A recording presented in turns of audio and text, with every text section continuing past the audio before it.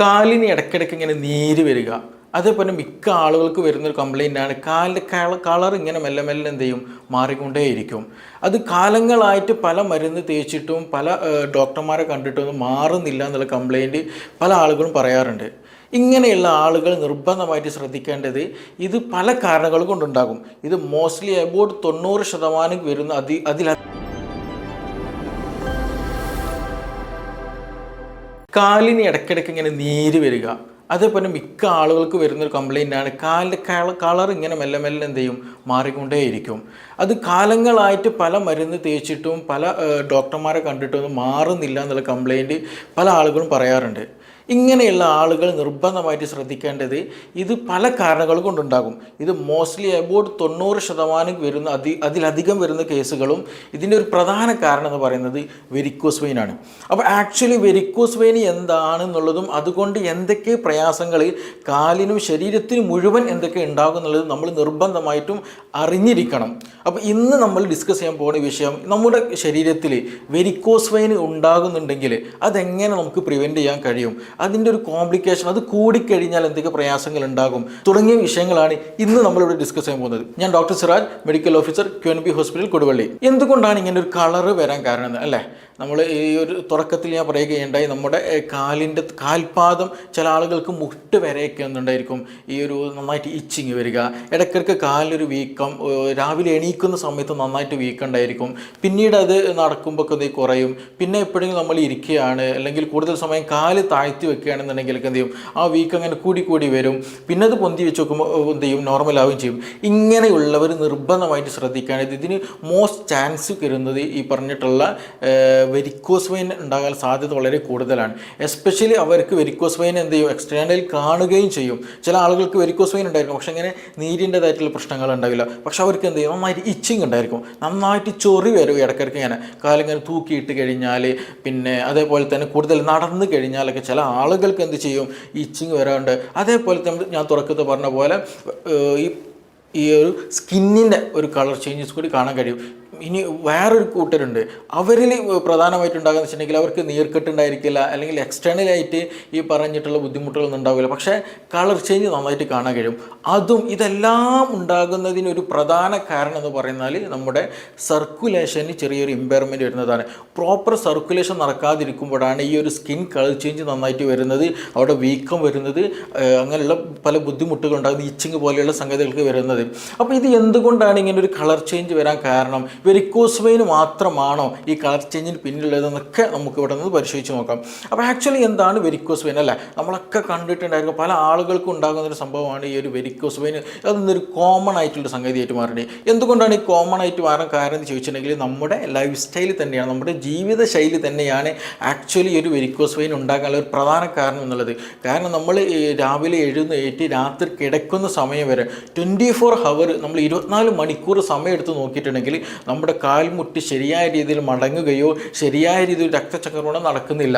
ഇപ്പോൾ നമ്മൾ ഓഫീസിൽ വർക്ക് ചെയ്യുന്നവരുണ്ടാവും, പിന്നെ അതുപോലെ കമ്പ്യൂട്ടറിൽ കൂടുതൽ വർക്ക് ചെയ്യുന്നവരൊക്കെ ഉണ്ടായിരിക്കും. അപ്പോൾ അവർ ഇരുന്ന് വർക്ക് ചെയ്യുമ്പോൾ എപ്പോഴും നമ്മുടെ ലെഗ്, നമ്മുടെ കാൽഭാഗം എപ്പോഴും 90 ഡിഗ്രിയിലാണ് ഉയർന്നു നിൽക്കുന്നത്. അപ്പോൾ ഈ ഒരു മസിൽ അല്ലെങ്കിൽ അവിടുത്തെ ഒരു രക്തം, ആ ഭാഗത്തുള്ള രക്തം ഉണ്ടല്ലോ, ആ രക്തം മുകളിലേക്ക് കൊണ്ടുപോകാൻ നന്നായിട്ട് പ്രയാസം ഉണ്ടായിരിക്കും. അപ്പോൾ ഒരേ സമയം ലോങ് സ്റ്റാൻഡിങ് ആയിട്ട് നിൽക്കുന്ന ഏതൊക്കെ കേസുകളുണ്ടോ, ഈ ലോങ് സ്റ്റാൻഡിങ് എന്ന് പറയുമ്പോൾ നിന്ന് ജോലി ചെയ്യാന്ന് മാത്രമല്ല, ഈവൻ നമ്മൾ ഇരുന്ന് ജോലി ചെയ്യുന്ന കേസുകളുണ്ടല്ലോ, അതായത് കസേരയിൽ ഇരിക്കുന്ന സമയത്തും നമ്മുടെ കാൽമുട്ടിൻ്റെ താഴ്ഭാഗം എങ്ങനെയാണ് നിൽക്കുന്ന, അതേ സ്റ്റാൻഡ് അല്ലെങ്കിൽ സ്റ്റാൻഡിംഗ് പൊസിഷനിൽ അതേ ഉള്ള ഒരു സ്ട്രൈറ്റ് ആയിട്ടാണ് നിൽക്കുന്നത്. അപ്പോൾ അതുകൊണ്ട് തന്നെ ഇരിക്കുന്ന സമയത്ത്, അതായത് കസേരയിൽ ഇരിക്കുന്ന സമയത്തും അല്ലാതെ നിൽക്കുന്ന സമയത്തൊക്കെ എന്താണ് ഈ ലെഗിൻ്റെ പൊസിഷൻ ഇങ്ങനെ ഒരു 90 ഡിഗ്രിയിലാണുള്ളത്. അപ്പോൾ സ്വാഭാവികമായിട്ടും അവിടെയുള്ള മസിലുകൾ ഒരേ പൊസിഷനിൽ നിൽക്കുന്നുണ്ടാകും. അവിടുത്തെ ബ്ലഡ് ഒന്ന് ശരിക്കും കംപ്ലീറ്റ് ആയിട്ട് എന്ത് ചെയ്യില്ല, മുകളിലോട്ട് പോകാൻ കഴിയില്ല, സാധിക്കില്ല. അപ്പോൾ അങ്ങനെ വരുമ്പോൾ സർക്കുലേഷൻ ഇമ്പയർമെൻറ്റ് വരും. അപ്പോൾ നമ്മളൊക്കെ മനസ്സിലാക്കാനുണ്ട്, ഈ ഒരു വാൽവ് ഉണ്ട്, ഈ ഒരു വെയിൻസ്, അതായത് രക്തം കൊണ്ടുപോകുന്ന രക്തക്കുഴൽ വിരലുകളിൽ ചെറിയ വാൽവുകളുണ്ട്. ഈ വാൽവാണ് നമ്മുടെ കാലിൻ്റെ അല്ലെങ്കിൽ കാൽഭാഗത്തുള്ള രക്തം മുകളിലോട്ട് കൊണ്ടുപോകാൻ ഹെൽപ്പ് ചെയ്യുന്നത്. അപ്പോൾ നമ്മൾ നേരത്തെ പറഞ്ഞതുപോലെ കൂടുതൽ സമയം നിൽക്കുകയാണ്, എസ്പെഷ്യലി സെക്യൂരിറ്റിയിലുള്ളവർ, അതേപോലെ പോലീസിലുള്ളവർ, അതേപോലെ മറ്റു നിന്ന് വർക്ക് ചെയ്യുന്ന ആളുകൾ ആരൊക്കെയുണ്ടോ അവരൊക്കെ അനുഭവിക്കുന്നൊരു സംഗതിയാണിത്. അപ്പോൾ ഇങ്ങനെ കൂടുതൽ നേരം നിൽക്കുമ്പോൾ സ്വാഭാവികമായിട്ടും എന്തുണ്ടാകും, ഈ പറഞ്ഞ വാൽവുകൾക്ക് മുകളിലോട്ട് ബ്ലഡ് കൊണ്ടുപോകാൻ കഴിയില്ല.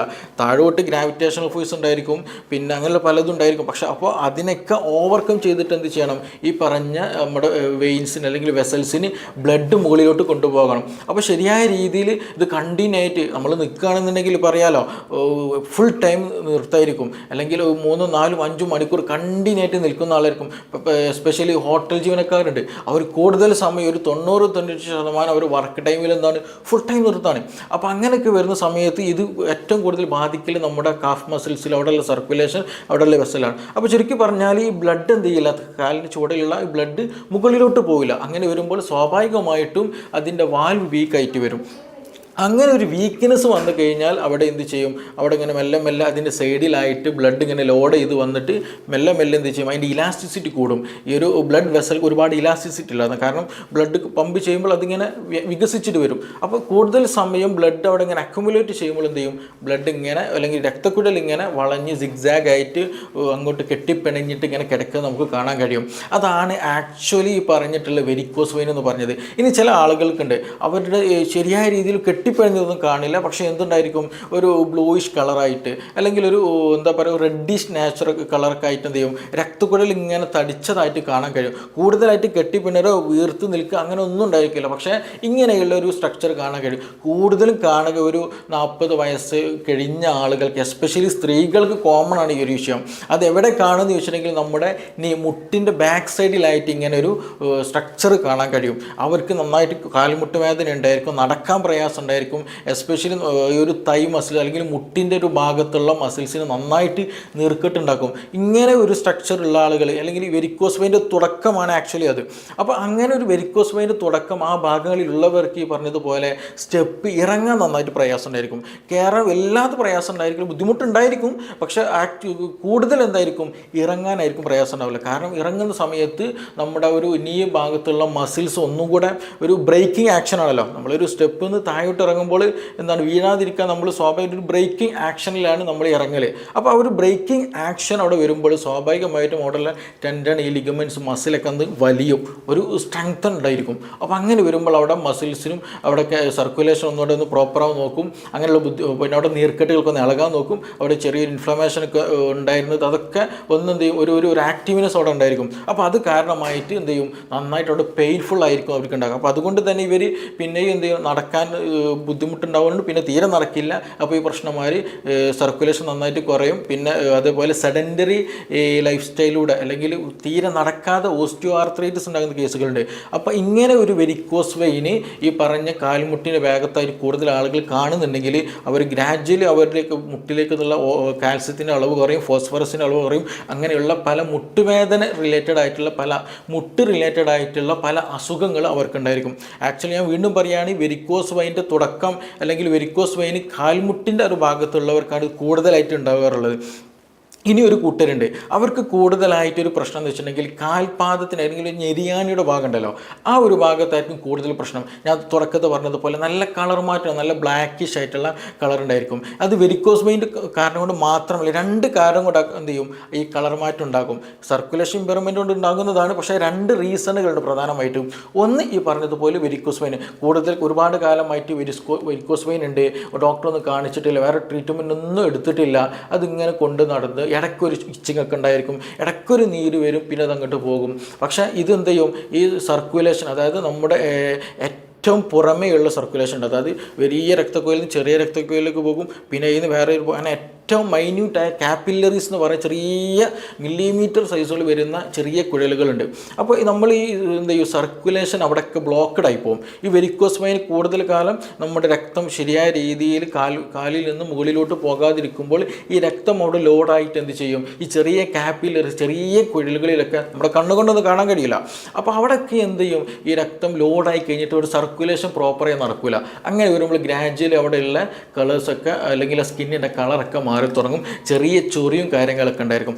രണ്ടാമത് ഇതേ ഒരു കേസ് വരുന്ന ആളെന്ന് വെച്ചിട്ടുണ്ടെങ്കിൽ ഒന്ന് ഡയബറ്റിക് കേസിലാണ്. അതായത് ക്രോണിക് ആയിട്ട് നല്ല ഈ പറഞ്ഞ ഡയബറ്റിക്കിൻ്റെ കേസാണെങ്കിൽ പ്രമേഹമുണ്ട്, കൂടുതലായിട്ട് മെഡിസിനൊക്കെ എടുക്കുന്നുണ്ട്, അങ്ങനെയുള്ളവർക്കും ഇതേ ഒരു എന്താ പറയുക വാസ്കുലാർ ഡിസീസുകൾ കാണാറുണ്ട്. അവരിൽ എന്ത് ചെയ്യും, ഈ ക്രോണിക് ആയിട്ട് കൂടുതൽ കാലം ഈ ഷുഗർ ഉണ്ട് അല്ലെങ്കിൽ കൊളസ്ട്രോൾ ഒക്കെ കൂടിക്കഴിഞ്ഞാൽ ഞാൻ നേരത്തെ പറഞ്ഞ അതേപോലെ തന്നെ എന്ത് ചെയ്യും, ഈ ചെറിയ രക്തക്കുഴലുകളുണ്ട് കാലിൻ്റെ ആ ഒരു ഭാഗത്തുള്ള അതിലൊക്കെ എന്ത് ചെയ്യും, ഇത് വന്ന് അടഞ്ഞിട്ട് ശരിയായ രീതിയിൽ ഒരു ബ്ലഡ് ഫ്ലോ കിട്ടില്ല.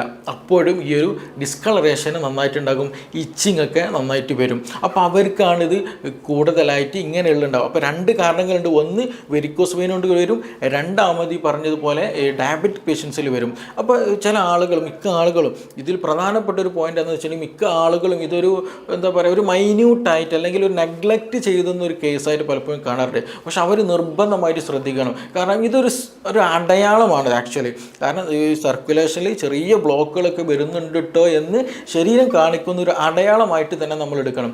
ഇല്ല എങ്കിൽ ഗ്രാജ്വലി എന്ത് ചെയ്യും, നമുക്ക് എന്തെങ്കിലും മുറിവ് വന്നു കഴിഞ്ഞാൽ ആ മുറിവ് ഉണങ്ങാൻ വളരെയധികം പ്രയാസം ഉണ്ടായിരിക്കും. ഈ വെരിക്കോസ് അൾസർ ആക്ച്വലി അങ്ങനെ ഉണ്ടാകുന്നത്. അപ്പോൾ എന്ത് ചെയ്യും, നമ്മുടെ ചെറിയ രക്തക്കുഴൽ അടഞ്ഞതുപോലെ വലിയ രക്തക്കുഴൽ അടയാൻ തുടങ്ങും, ശരിയായ സർക്കുലേഷൻ ഉണ്ടായിരിക്കില്ല, നന്നായിട്ട് കാലൊക്കെ കറുത്ത് നീര് വെച്ചിട്ട് വീർത്ത് വരും. അങ്ങനെ എന്ത് ചെയ്യും, അതിൻ്റെ കൂടെ ഷുഗറും കൂടെ ഉണ്ടെന്നുണ്ടെങ്കിൽ ഇത് പെട്ടെന്ന് ഇൻഫ്ലമേഷൻസ് അല്ലെങ്കിൽ ഇൻഫെക്ഷൻസ് ഒക്കെ വരും. കാരണം നമ്മൾ കാല് എപ്പോഴും ഒരു എന്താ പറയുക ഒരു ഹൈജീനിക് ആയിരിക്കണം എന്നുണ്ടായിരിക്കില്ല. എന്തെങ്കിലും തട്ടുകയോ ചെറിയ മുറിവൊക്കെ സംഭവിക്കുമ്പോൾ തന്നെ എന്ത് ചെയ്യും, അവിടെ ബ്ലീഡിങ് വരും. ബ്ലീഡിങ് ഉണ്ട് കഴിഞ്ഞാൽ സ്വാഭാവികമായിട്ടൊരു ഇൻഫെക്ഷൻ വരും. പക്ഷേ എവിടെ ബോഡിയിൽ ഇൻഫെക്ഷൻ വന്നാൽ എന്ത് ചെയ്യും, നമ്മുടെ രക്തം അവിടെ എത്തിയിട്ട് അവിടെ രക്തം ബ്ലീഡിങ് നിർത്തിയിട്ട് അവിടെ മറ്റേ ആൻറ്റി ഇൻഫ്ലമേറ്ററി ആക്ഷൻസ് ഒക്കെ ഉണ്ടാക്കി എന്ത് ചെയ്യും, അത് ഹീലിംഗ് ഒരു പ്രോസസ്സ് അവിടെ നടന്നുകൊണ്ടിരിക്കും. പക്ഷേ വെരിക്കോസ് വെയിൻ ക്രോണിക് ആയിട്ടുള്ള ആളുകൾ അല്ലെങ്കിൽ ഡയബറ്റിക് ക്രോണിക് ആയിട്ടുള്ള ആളുകൾക്ക് എന്താ സംഭവിക്കാന്ന് വെച്ചാൽ ഈ ഒരു സർക്കുലേഷൻ നേരത്തെ പറഞ്ഞല്ലോ, ആ സർക്കുലേഷൻ ബ്ലോക്ക് ആയത് കൊണ്ട് തന്നെ എന്ത് ചെയ്യുന്നില്ല, ബ്ലഡ് അവിടേക്ക് എത്തുന്നില്ല. അപ്പോൾ എന്തെങ്കിലും ഒരു ചെറിയൊരു മുറിപ്പാട് മാത്രം മതി, അവിടെ എന്തുണ്ടായിരിക്കും ഇൻഫ്ലമേഷൻ, പെട്ടെന്ന് ബാക്ടീരിയാസ് എന്ത് ചെയ്യും അതിലേക്ക് എൻട്രി ചെയ്യും. അപ്പോൾ അവിടെ ഒരു ഹീലിംഗ് പ്രോസസ്സിലേക്ക് വേണ്ടിയിട്ടുള്ള പുതിയൊരു എന്താ പറയുക നല്ല ആക്റ്റീവായിട്ടുള്ള ബ്ലഡ് അവിടേക്ക് എത്തില്ല, അല്ലെങ്കിൽ നല്ലൊരു സർക്കുലേഷൻ അവിടേക്ക് എത്തില്ല. അങ്ങനെ വരുമ്പോൾ എന്താണ്, ആ ഇൻഫെക്ഷൻ ഗ്രാജ്വലി ഇൻക്രീസ് ആയിട്ട് അവിടെ നല്ല പസ് ഫോർമേഷൻ നടക്കും, നന്നായിട്ട് ചലവും നീരൊക്കെ ഒലിച്ചിറങ്ങും, മുറിവ് ഉണങ്ങിയില്ല, പിന്നെ നമ്മൾ മുറിവ് കെട്ടിക്കൊണ്ടിരിക്കും. അങ്ങനെ പല അസ്വസ്ഥതകളും പല ക്രോണിക് കണ്ടീഷനിലേക്ക് എന്ത് ചെയ്യും അത് നയിക്കുമെന്നുള്ളതാണ്. അവിടെയാണ് ആക്ച്വലി നമ്മൾ പലപ്പോഴും ഈ ഡയബറ്റിക് ഫുട്ട് അൾസർ എന്നുള്ളൊരു കണ്ടീഷനൊക്കെ ക്രോണിക്കാണ് വരുന്നത്. കാരണം അവർക്ക് ഹീലിംഗ് പ്രോസസ്സ് വളരെ കുറവായിരിക്കും, സർക്കുലേഷൻ വളരെ കുറഞ്ഞത് കൊണ്ടാണ് അങ്ങനെ നടക്കാനുള്ളൊരു പ്രധാന കാരണം. അപ്പോൾ വെരിക്കോസ് വെയിൻ വന്നാലും അല്ലെങ്കിൽ ഈ പറഞ്ഞതുപോലെ ബുദ്ധിമുട്ടുകളൊക്കെ വന്നാൽ നമ്മൾ നിർബന്ധമായിട്ട് ശ്രദ്ധിക്കേണ്ടത് ഇതിനൊരിക്കലും നെഗ്ലക്റ്റ് ചെയ്യരുത്, ഇതിനെ മാറ്റി വെക്കരുത്. കാരണം എൻ്റെ കാലിന് ചെറിയൊരു ഇതൊക്കെ ഉണ്ട് അല്ലെങ്കിൽ കളർ ചേഞ്ച് ഒക്കെ ഉണ്ട് എന്നുള്ള രീതിയിൽ പൂർണ്ണമായിട്ട് എന്ത് ചെയ്യരുത്, മാറ്റി വെക്കരുത്. അതിന് പ്രതിവിധി വേണ്ടിയിട്ട് എന്തൊക്കെ നമുക്ക് ചെയ്യാൻ കഴിയുമോ അതൊക്കെ നമ്മൾ ചെയ്യണം. അത് വളരെ ഇമ്പോർട്ടൻ്റ്. ഇല്ലെങ്കിൽ നമ്മൾ സുപ്രഭാതത്തിലായിരിക്കും പെട്ടെന്ന് ഇങ്ങനെ മുറിവെന്തോ ഉണങ്ങുന്നില്ല, അല്ലെങ്കിൽ ഒരു സെൻസേഷനൊക്കെ ഒരു തരിപ്പ് പോലെ തോന്നുക, അല്ലെങ്കിൽ എന്തോ ഒരു ബുദ്ധിമുട്ട് തോന്നുക. അങ്ങനെ ഡോക്ടറെ പോയി കാണിക്കും, മറ്റു ഡോപ്ലർ ടെസ്റ്റുകളും മറ്റു ടെസ്റ്റുകളൊക്കെ ചെയ്ത് നോക്കും. അപ്പോൾ നോക്കുമ്പോൾ പല ബ്ലോക്കുകൾ ഉണ്ടായിരിക്കും. ചിലപ്പോൾ ത്രോംബോസിസ് എന്നൊരു സംഗതി ഉണ്ട്, അതായത് രക്തക്കുഴലുകളിൽ ചെറിയ രൂപത്തിലുള്ള എന്ത് ചെയ്യും രക്തം കട്ട പിടിച്ച് കട്ടായിട്ട് എന്ത് ചെയ്യും ഇങ്ങനെ ബ്ലോക്കഡ് ആയിട്ടുണ്ടായിരിക്കും.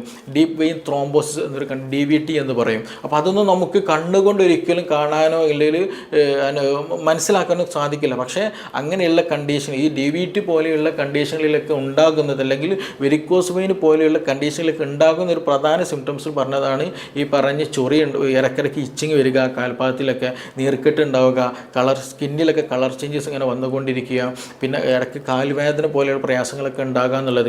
അപ്പോൾ ഇത് എന്താണ് കണ്ടീഷൻ എന്നുള്ളത് നിർബന്ധമായിട്ട് നോക്കണം. എസ്പെഷ്യലി DVT ഞാൻ പറഞ്ഞല്ലോ, രക്തക്കുഴലുകളിൽ ചെറിയ രീതിയിലുള്ള എന്താ പറയുക ഈ രക്തം കട്ട പിടിച്ച് നിൽക്കുന്ന കണ്ടീഷനാണ്. അപ്പോൾ അങ്ങനെയുള്ള കേസുകൾ നമ്മൾ വീട്ടിൽ നിന്ന് തന്നെ അറിയാണ്ട് ഒഴിഞ്ഞു പോയി കഴിഞ്ഞാൽ, അതായത് DVTയുടെ കേസിൽ നമ്മൾ എന്ത് ചെയ്യണം, ഒഴിഞ്ഞാൽ എന്ത് ചെയ്യും, ആ ഒരു രക്തം കട്ട പിടിച്ച ഭാഗത്ത് എന്ത് ചെയ്യും അവിടുന്ന് ഡിറ്റാച്ച്ഡ് ആയി പോകും.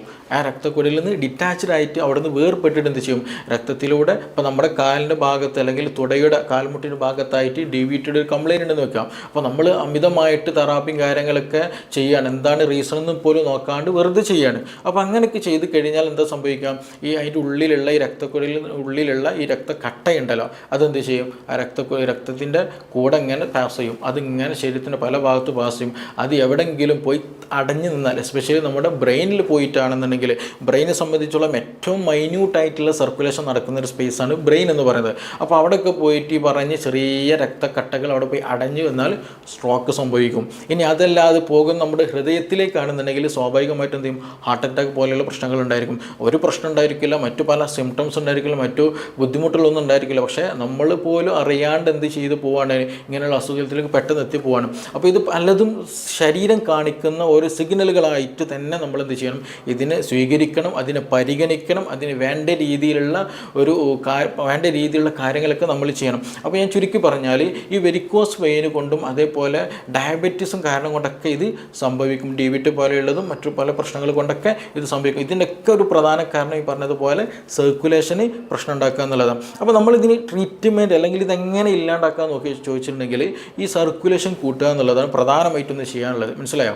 സർക്കുലേഷൻ നന്നായിട്ട് കൂട്ടണം. അതിന് വേണ്ടിയിട്ട് എന്ത് ചെയ്യുക, നമ്മൾ നന്നായിട്ട് എക്സസൈസ് ചെയ്യാൻ ശ്രദ്ധിക്കുക. എസ്പെഷ്യലി വാക്കിംഗ് വളരെ ഇമ്പോർട്ടൻ്റ് ആണ്. നമ്മൾ നടത്തം നന്നായിട്ട് കൂട്ടണം. പിന്നെ നടക്കുന്നതിനിടയിൽ തന്നെ അല്ലെങ്കിൽ അല്ലാത്ത സമയത്ത് ഇരിക്കുന്ന സമയത്തൊക്കെ എന്താ വെച്ചിട്ടുണ്ടെങ്കിൽ കാൽമുട്ട് പരമാവധി മടക്കിയിരിക്കുക. നമ്മൾ ചമ്രം പടഞ്ഞിരിക്കാന്ന് പണ്ട് കാലങ്ങളിൽ പറയാറുണ്ടല്ലോ. അപ്പോൾ എന്നതുപോലെ തന്നെ എന്ത് ചെയ്യണം, നല്ല രീതിയിൽ കാൽമുട്ട് കംപ്ലീറ്റ് മടക്കിയിരിക്കുന്ന ഒരു കുറച്ച് സമയം നമ്മുടെ ഈ ഓരോ ദിവസവും നമുക്ക് ഉണ്ടായിരിക്കണം. അത് നിർബന്ധമാണ്. എങ്കിൽ മാത്രമേ കാൽമുട്ട് നന്നായിട്ട് മടങ്ങുള്ളൂ, സർക്കുലേഷൻ നന്നായിട്ട് നടക്കുള്ളൂ, അവിടെ മസ്കുലാറും ടെൻഡനും ലിഗമെൻറ്റിനൊക്കെ ആക്ഷനൊക്കെ കംപ്ലീറ്റ് ആവുകയുള്ളൂ. ഇല്ലാന്നുണ്ടെങ്കിൽ പറഞ്ഞ പോലെയുള്ള പല പ്രശ്നങ്ങൾ, പെയിൻഫുൾ ആയിട്ടുള്ള കണ്ടീഷനുകളൊക്കെ നമ്മൾ തേടി വരും. അപ്പോൾ അത് നിർബന്ധമായിട്ട് ശ്രദ്ധിക്കുക. പിന്നെ അതേപോലെ തന്നെ നമ്മൾ എക്സസൈസ്, കാഫ് മസിലിന് സപ്പോർട്ടീവായിട്ടുള്ള എക്സസൈസ് ചെയ്യുക. ഞാൻ നേരത്തെ പറഞ്ഞാൽ ഇത് നമ്മുടെ കാലിൻ്റെ ഒരു ഭാഗത്തുള്ള സർക്കുലേഷൻ അല്ലെങ്കിൽ ബ്ലഡ് മുകളിലോട്ട് പോകുന്നില്ല എന്നുള്ളതാണ് പ്രധാനമായിട്ടുള്ള കംപ്ലയിൻറ്റ് അല്ലെങ്കിൽ അതിൻ്റെ ഒരു പ്രധാന റീസൺ എന്ന് പറയുന്നത്.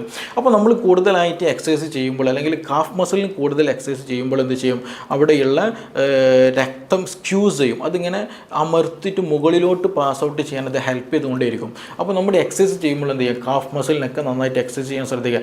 എസ്പെഷ്യലി നമ്മൾ കൂടുതൽ സമയം നിൽക്കുന്ന സെക്യൂരിറ്റിക്കാർ, ചായക്കടയിൽ നിൽക്കുന്നവർ, പിന്നെ ബസ് കണ്ടക്ടർമാർ, അങ്ങനെയുള്ള നിന്നിട്ട് ഏറ്റവും കൂടുതൽ ജോലി ചെയ്യുന്നവരാണ് പ്രധാനമായിട്ടും ഈ കാര്യങ്ങളൊക്കെ ശ്രദ്ധിക്കേണ്ടത്.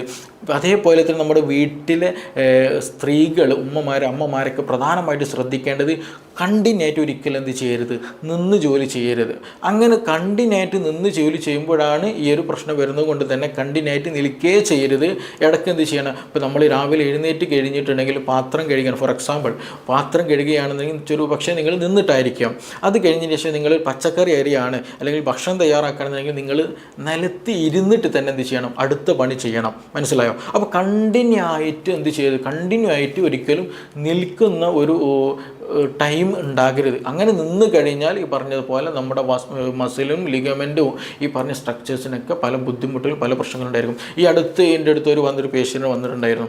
അവർ പുറത്ത് ചായക്കടയാണ്. അപ്പോൾ രാവിലെ ചായ അടിക്കാൻ കഴിഞ്ഞാൽ രാവിലെ മീൻസ് ഏകദേശം ഒരു 3 മണി 4 മണിക്ക് എന്ത് ചെയ്യും, വർക്ക് തുടങ്ങുന്നുണ്ട്.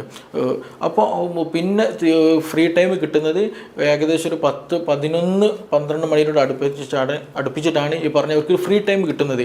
പിന്നെ അവർ അടുത്ത ഷിഫ്റ്റ് വരുന്ന വെച്ചാണ് ഒരു വൈകുന്നേരം 3 മണി ആകുമ്പോഴത്തേന് പിന്നെ എന്ത് ചെയ്യണം, അടുത്ത ഷിഫ്റ്റിൽ കയറണം. അപ്പോൾ ഇത്രയും പിന്നെ ഒരു ഏകദേശം രാത്രി ഒരു 2 മണിയുടെ നിയറസ്റ്റായിട്ട് എന്ത് ചെയ്യുന്നുണ്ട്, ആ ഒരു വർക്ക് പിന്നെയും വരുന്നുണ്ട്. അപ്പോൾ ഇത്രയും സമയം കണ്ടിന്യൂ നിന്നിട്ട് അവരുടെ മെയിൻ കംപ്ലയിൻറ്റ് എന്തായിരുന്നു, ഈ പറഞ്ഞ പോലെയുള്ള എന്താ ചെയ്യുക, സ്കിന്നിൻ്റെ കളർ നന്നായിട്ട് മാറിയിട്ടുണ്ട്. ഇടയ്ക്ക് നീരിൻ്റെ അത്ര പ്രശ്നമില്ല, ഇടയ്ക്ക് എന്ത് ചെയ്യുക, നീര് വരുന്നുണ്ട്, അത് പോകുന്നുണ്ട്. പിന്നെ ഈ പറഞ്ഞതുപോലെ നന്നായിട്ട് സിഗ്സാഗായിട്ട് തന്നെ നന്നായി തടിച്ച് വീർത്തിട്ട് തന്നെ നമുക്ക് വെരിക്കോസ് വെയിൻ കാണാൻ കഴിയുന്നത്. അപ്പോൾ അവർക്ക് സ്വാഭാവികമായിട്ട് എന്ത് ചെയ്യും, അതിനുള്ള പ്രോപ്പർ ട്രീറ്റ്മെൻറ്റ് തന്നെ കൊടുത്തപ്പോൾ അത് നല്ല രീതിയിൽ മാറുകയും ചെയ്തു. അതിന് പ്രോപ്പർ ട്രീറ്റ്മെൻറ്റ് നമുക്ക് ചെയ്യാൻ കഴിയുക എന്ന് വെച്ചിട്ടുണ്ടെങ്കിൽ, ഒന്ന് ഈ പറഞ്ഞ പോലെയുള്ള എന്ത് ചെയ്യണം, ഈ അതിൻ്റെ വാസ്കുലാരിറ്റി കുറച്ച് അല്ലെങ്കിൽ അത് എന്ത് ചെയ്യണം, ആ വീക്കം ഒന്ന് കുറക്കാൻ, ഈ പറഞ്ഞ പോലെ സിഗ്സാഗായി തടിച്ച് നിൽക്കുന്നുണ്ടല്ലോ വെസലുകൾ അല്ലെങ്കിൽ രക്തക്കുഴലുകൾ, അതിൻ്റെ വീക്കം കുറക്കാനുള്ള മരുന്നുകളുണ്ട്. അതേപോലെ തന്നെ സർക്കുലേഷൻ, ആ എക്സ്റ്റേണൽ സർക്കുലേഷൻ നന്നായിട്ട് കൂട്ടാൻ വേണ്ടിയിട്ടുള്ള ചില മെഡിസിൻസ് അപ്ലിക്കേഷൻ അപ്ലൈ ചെയ്താൽ തന്നെ എന്ത് ചെയ്യും, ഗ്രാജ്വലി എന്ത് ചെയ്യും, അതിന് പതിയെ മാറ്റങ്ങൾ നമുക്ക് കാണാൻ കഴിയും. ചിലർക്ക് നല്ല പെയിനൊക്കെ ഉണ്ടെങ്കിൽ അതൊക്കെ പെട്ടെന്ന് തന്നെ മാറുകയും ചെയ്യും. ഈ ഇതിന് പറ്റിയ ഷോക്സുകൾ അവൈലബിൾ ആണ്. ആ ഷോക്സുകളൊക്കെ ഇട്ട് കഴിഞ്ഞാൽ നല്ല കംപ്രഷൻ വരുമ്പോൾ ഇത് പെട്ടെന്ന് മാറുകയും ചെയ്യും. പിന്നെ അതേപോലെ തന്നെ സ്ത്രീകൾ സ്ത്രീകൾക്ക്, യങ് ആയിട്ടുള്ള സ്ത്രീകൾ ശ്രദ്ധിക്കണം. ഒരു വസ്ത്രം ധരിക്കുന്ന സമയത്ത് നന്നായിട്ട് ടൈറ്റ് ഉള്ള അല്ലെങ്കിൽ നന്നായി സ്കിന്നൊക്കെ നന്നായിട്ട് ടൈറ്റായി നിൽക്കുന്ന ഡ്രസ്സുകൾ പരമാവധി ഒഴിവാക്കണം. അങ്ങനെ ടൈറ്റ് ഡ്രസ്സുകൾ ധരിച്ചു കഴിഞ്ഞാൽ നേരത്തെ പറഞ്ഞതുപോലെ സർക്കുലേഷൻ പ്രയാസമായിരിക്കും, ഈ പോലെയുള്ള ബുദ്ധിമുട്ടുണ്ടായിരിക്കും. അതേപോലെ തന്നെയാണ് ഹൈ ഹീലുള്ള ചെരുപ്പുകൾ ഇട്ടാൽ. കൂടുതൽ ഹീലുള്ള ചെരുപ്പുകൾ കൂടുതൽ സമയം ഇടുന്ന ഒരു ശീലം നിങ്ങൾക്കുണ്ടെങ്കിൽ നിർബന്ധമായിട്ടും അത് നിർത്തണം. അത് നിങ്ങളുടെ ബാക്ക് പെയിൻ ഉണ്ടാക്കുന്ന കണ്ടീഷൻ, മറ്റു പല ബുദ്ധിമുട്ടുകളുണ്ടാക്കും, ഡിസ്ക് സംബന്ധമായ പ്രയാസങ്ങളുണ്ടാക്കും. എന്നതുപോലെ തന്നെയാണ് കാഫ് മസിൽസിന് അത് കംപ്ലയിൻ്റ് ഉണ്ടാക്കുന്നത്, വെരിക്കോസ് വെയിൻ പെട്ടെന്ന് വരാൻ അത് എളുപ്പമാക്കി തരും. അപ്പോൾ അതുകൊണ്ട് അങ്ങനെയുള്ള ലൈഫ് സ്റ്റൈലൊക്കെ ചുറ്റുപാടുകളൊക്കെ മാറിയിട്ട് നമുക്ക് എപ്പോഴും പ്രോപ്പറായിട്ടുള്ള ഒരു ഹെൽത്ത് നമ്മൾ കൊണ്ടുവരാൻ ശ്രദ്ധിക്കണം. പിന്നെ ഇതിന് കൂടെ തന്നെ നമ്മൾ ട്രീറ്റ്മെൻറ്റിൽ ശ്രദ്ധിക്കേണ്ട, അല്ലെങ്കിൽ നമ്മുടെ കൂടുതലായിട്ട് നീര് വരുന്നുണ്ടെങ്കിൽ, കൂടുതലായിട്ട് ഇച്ചിങ് ഉണ്ടെന്നുണ്ടെങ്കിൽ, ഈ സ്കിൻ ഡിസീസ് കളർ കൂടുതലായിട്ട് വരുന്നുണ്ടെങ്കിലൊക്കെ അവർ പ്രധാനമായിട്ട് ശ്രദ്ധിക്കേണ്ടത് ശോധന അല്ലെങ്കിൽ വയറ്റുന്ന ശരിയായ രീതിയിൽ അല്ലെങ്കിൽ ശരിയായ രീതിയിൽ ടോയ്ലറ്റിൽ പോകുന്നുണ്ടോ എന്നുള്ളത് നിർബന്ധമായിട്ട് ഉറപ്പുവരുത്തണം. ചില ആളുകൾക്ക് അങ്ങനെ ഉണ്ടാകാറുണ്ട്. ഈ ടോയ്ലറ്റിൽ പോക്ക് കുറഞ്ഞു വരുമ്പോൾ സ്വാഭാവികമായിട്ട് കാലിൽ നീര് വരും, ഈ പറഞ്ഞ പല ബുദ്ധിമുട്ടുകൾ കാലിൽ കൂടുന്നതായിട്ട് കാണാൻ കഴിയും. അതേസമയം ടോയ്ലറ്റിൽ പോക്ക് നന്നായിട്ട് ശോധന നമുക്ക് കൊടുത്തു കഴിഞ്ഞാൽ, അതിന് പ്രോപ്പർ മെഡിസിൻ നൽകി കഴിഞ്ഞാൽ, അതിനൊരു പ്രോപ്പർ ട്രീറ്റ്മെൻറ്റ് എടുത്തു കഴിഞ്ഞാൽ ശോധനയ്ക്ക് കിട്ടുന്ന സമയത്ത് സ്വാഭാവികമായിട്ടും ഈ പറഞ്ഞ ഈ ഒരു നീർക്കെട്ടും ചൊറിച്ചിലൊക്കെ നല്ല പോസിറ്റീവായിട്ട് മാറ്റം കാണാൻ കഴിയും. അപ്പോൾ അങ്ങനെ നിങ്ങൾക്ക് ഈ പറഞ്ഞ പോലെ ശോധനയ്ക്ക് എന്തെങ്കിലും പ്രയാസം ഉണ്ടെന്നുണ്ടെങ്കിൽ നിർബന്ധമായിട്ടും ശോധന അത് ക്ലിയർ ചെയ്യാൻ ശ്രദ്ധിക്കണം. ഇല്ല എങ്കിൽ കാലിൻ്റെ ഈ ഒരു അസ്വസ്ഥതകൾ വളരെയധികം കൂടുതലായിരിക്കും. അപ്പോൾ നമ്മളിത് ശ്രദ്ധിക്കേണ്ടത്, നമ്മളിന്ന് ഡിസ്കസ് ചെയ്തൊരു വിഷയം എന്താണെന്ന് വെച്ചിട്ടുണ്ടെങ്കിൽ, ഈ വെരിക്കോസ് വെയിൻ കാണിക്കുന്ന സിമ്പിൾ പല ആളുകളും ഇതൊരു നെഗ്ലക്റ്റ് ആയിട്ട് കാണിക്കാറാണുള്ളത്. ഒരു എക്സ്ട്രീം കണ്ടീഷനിൽ നല്ല പെയിൻഫുൾ കണ്ടീഷന് പോകുമ്പോൾ മാത്രം ഒരു കൺസൾട്ടേഷൻ ട്രീറ്റ്മെൻറ്റ് എന്നുള്ള രീതിയിലേക്ക് പോകാറുണ്ട്. പക്ഷേ അതൊരിക്കലും ചെയ്യരുത്. അതിന് മുമ്പായിട്ട് ശരീരം കാണിക്കുന്ന ഒരു സിഗ്നലായിട്ട് എടുത്തിട്ട് തന്നെ അതിന് പ്രോപ്പറായിട്ടുള്ള എക്സസൈസ്, പ്രോപ്പറായിട്ടുള്ള ഡയറ്റ്, അതിന് ട്രീറ്റ്മെൻറ്റ് കാര്യങ്ങൾ അത് ഫോളോ ചെയ്തിട്ട് തന്നെ നമ്മൾ മുന്നോട്ട് കൊണ്ടുപോകണം. ഇല്ല എങ്കിൽ നമ്മുടെ കാലിൻ്റെ ആരോഗ്യം മാത്രമല്ല നമ്മുടെ ശരീരത്തിൻ്റെ ആരോഗ്യത്തെ തന്നെ എന്ത് ചെയ്യും, അത് ബാധിക്കും. അത് നിർബന്ധമായിട്ട് ശ്രദ്ധിക്കുക. പിന്നെ ഭക്ഷണത്തിലൊക്കെ കൂടുതലായിട്ട് പ്രോട്ടീൻ ഡയറ്റായിട്ടുള്ള ഭക്ഷണങ്ങളൊക്കെ, അതായത് കൂടുതൽ ബീഫും ഇറച്ചി മീനുകളൊക്കെ ഒന്ന് കുറയ്ക്കുക. അതേപോലെ തന്നെ കൂടുതൽ ഷുഗറി ആയിട്ടുള്ള കണ്ടന്റുകളും ഒഴിവാക്കാൻ ശ്രദ്ധിക്കണം. ആവശ്യത്തിന് മാത്രം അത് കഴിക്കാൻ കേട്ടുള്ളൂ. അതേസമയം നമ്മുടെ ഭക്ഷണത്തിൽ എന്ത് ചെയ്യുക, വെജിറ്റബിൾസുകളും ഫ്രൂട്ട്സുകൾ, കൂടുതൽ മധുരമില്ലാത്ത വെജിറ്റബിൾസ് ഫ്രൂട്ട്സുകളൊക്കെ, ഈ അത്തിപ്പഴം ഉണ്ടല്ലോ, ഈ അത്തിപ്പഴം ഒരു 3-5 രാത്രി എന്ത് ചെയ്യുക, നമ്മൾ കിടക്കുന്ന നേരത്ത് കഴുകിയിട്ട് വെള്ളത്തിലിട്ട് രാവിലെ എന്ത് ചെയ്യണം, അതെടുത്ത് വെറും വയറ്റിൽ തന്നെ കഴിച്ചത് ശീലമാക്കുന്നതൊക്കെ വളരെ നല്ലതാണ്. ദഹനത്തിന് നല്ലതാണ്. നീർക്കെട്ട് പോകാൻ, ചൊറിക്കും എന്താ പറയുക, ഇടയ്ക്കിടയ്ക്ക് വീക്കം വരുന്നതിനൊക്കെ നിൽക്കുന്നതിന് ഏറ്റവും ബെനിഫിഷ്യൽ ആയിട്ടുള്ളൊരു മെഡിസിനും കൂടെയാണ്. അപ്പോൾ അത് കുറേ ഇടയ്ക്കിടയ്ക്ക് അല്ലെങ്കിൽ കണ്ടിന്യൂ ആയിട്ട് കുറച്ച് കാലം എടുക്കുന്നത് വളരെ നല്ലൊരു കാര്യം കൂടെയാണ്. അപ്പോൾ ഈ കാര്യങ്ങൾ നിർബന്ധമായിട്ട് ശ്രദ്ധിക്കണം. ഇതൊരിക്കലും തള്ളിക്കളയരുത്. ഇതൊക്കെ ഈ ഒരു കളർ ചേഞ്ച് എന്ന തുടക്കത്തിൽ പറഞ്ഞൊരു കളർ ചേഞ്ചും, പിന്നെ അതേപോലെ ഞരമ്പ് തടിക്കുന്നത്, ഇടയ്ക്കിടയ്ക്ക് നീര് വരുന്നത്, ഇതൊക്കെ എന്താണ്, ഓരോ സൈനുകളാണ്, ഓരോ അടയാളങ്ങളാണ്. അപ്പോൾ ആ അടയാളങ്ങൾ നമ്മൾ പരിഗണിച്ചുകൊണ്ട് തന്നെ നമ്മുടെ ശരീരത്തിൽ നമ്മൾ എന്ത് ചെയ്യണം, ട്രീറ്റ് ചെയ്യണം. അതിനൊരു പരിഹാരം കാണണം. പിന്നെ നമ്മൾ കിടക്കുന്ന സമയത്ത്, അതേപോലെ ഇരിക്കുന്ന സമയത്തൊക്കെ കാല് എന്ത് ചെയ്യുക, തൂക്കി ഇടാതെ, ഞാൻ നേരത്തെ പറഞ്ഞു, നമ്മൾ ഇരിക്കുക എന്ന് പറയുമ്പോൾ, കസേരയിൽ ഇരിക്കുക എന്ന് പറയുമ്പോൾ പോലും എന്താണ്, നമ്മുടെ കാല്, അതായത് മുട്ടിന് താഴെയുള്ളൊരു ഭാഗം എങ്ങനെയാണ്, 90 ഡിഗ്രിയിൽ, അതായത് നിൽക്കുന്ന ഒരു സ്റ്റേജ് എങ്ങനെയാണോ അതേപോലെ തന്നെയാണ് ആക്ച്വലി നമ്മൾ ഇരിക്കുന്ന സമയത്തും കാലിൻ്റെ ഒരു ഭാഗം എന്നുള്ളത്, ആ ഒരു താഴ്ഭാഗം എന്ന് പറയുന്നത്. അപ്പോൾ അതുകൊണ്ട് തന്നെ നമ്മൾ ഇരിക്കുന്ന സമയത്ത് സോഫയിലോ ചെയറിലോ ബെഞ്ചിലൊക്കെ ഇരിക്കുന്ന സമയത്ത് കാല് മടക്കി വെച്ചിട്ട് ഇരിക്കാൻ ശ്രദ്ധിക്കുക. വീട്ടിലൊക്കെ ഒരു പായ വാങ്ങിയിട്ട് തന്നെ എന്ത് ചെയ്യണം, ആക്ച്വലി നമ്മൾ നിലത്തിരുന്നിട്ട് തന്നെ ഇരിക്കാൻ ശ്രദ്ധിക്കണം. ടോയ്ലറ്റിലൊക്കെ പോകുന്ന സമയത്ത് പരമാവധി എന്ത് ചെയ്യുക വെച്ചിട്ടുണ്ടെങ്കിൽ ഈ പറഞ്ഞ യൂറോപ്യൻ ടോയ്ലറ്റൊക്കെ ഒഴിവാക്കിയിട്ട് നമ്മുടെ സാധാ ഇന്ത്യൻ ടോയ്ലറ്റ് തന്നെ ഉപയോഗിച്ച് കാല് മടക്കി എന്ത് ചെയ്യുക, കാഫ് മസിലൊക്കെ നന്നായിട്ട് ആക്റ്റീവായിട്ട്, മുട്ടൊക്കെ എന്ത് ചെയ്യുക, നന്നായിട്ട് ഇളകിയിട്ട് തന്നെ എന്ത് ചെയ്യണം, ഇരിക്കാൻ ശ്രദ്ധിക്കുക. അപ്പോൾ സർക്കുലേഷൻ കാര്യങ്ങളൊക്കെ ഉണ്ടാകുമ്പോൾ ഈ ഒരു വെരിക്കോസിൻ്റെ പ്രശ്നമോ കാര്യങ്ങളൊന്നും ഉണ്ടാവില്ല. അപ്പോൾ ആ കാര്യങ്ങളൊക്കെ എന്ത് ചെയ്യണം, അങ്ങനെ ഒരു നല്ലൊരു ലൈഫ് സ്റ്റൈൽ നമ്മൾ മെയിൻറ്റെയിൻ ചെയ്തെടുക്കാൻ പരമാവധി ശ്രദ്ധിക്കണം. അത് നിർബന്ധമായിട്ട് തന്നെ നിങ്ങൾ ജീവിതത്തിൽ പുലർത്തുകയും വേണം. ഓക്കെ. അപ്പോൾ ഇനി ഇതുമായി ബന്ധപ്പെട്ട് നിങ്ങൾക്ക് എന്തെങ്കിലും അറിയാനുണ്ടെങ്കിൽ, ഇത് എങ്ങനെ മെഡിസിൻ എടുക്കും, ഇത് കൂടുതലും മെഡിസിൻ എടുക്കണ്ടോ എന്നൊക്കെ പല സംശയങ്ങൾ ചിലപ്പോൾ നിങ്ങൾക്ക് ഉണ്ടായിരിക്കും. അങ്ങനെ എന്തെങ്കിലും സംശയങ്ങൾ കൂടുതലായിട്ട് എന്തെങ്കിലുമൊക്കെ അറിയണമെന്നുണ്ടെങ്കിൽ എന്ത് ചെയ്യുക, നിങ്ങൾക്ക് ഈ താഴെ തന്നിട്ടുള്ള നമ്പറിലൊന്ന് കോൺടാക്റ്റ് ചെയ്യുക. ഓക്കെ. നമുക്കിനി മറ്റൊരു വിഷയം ബന്ധപ്പെട്ടിട്ട് വീണ്ടും കാണാം. Thank you.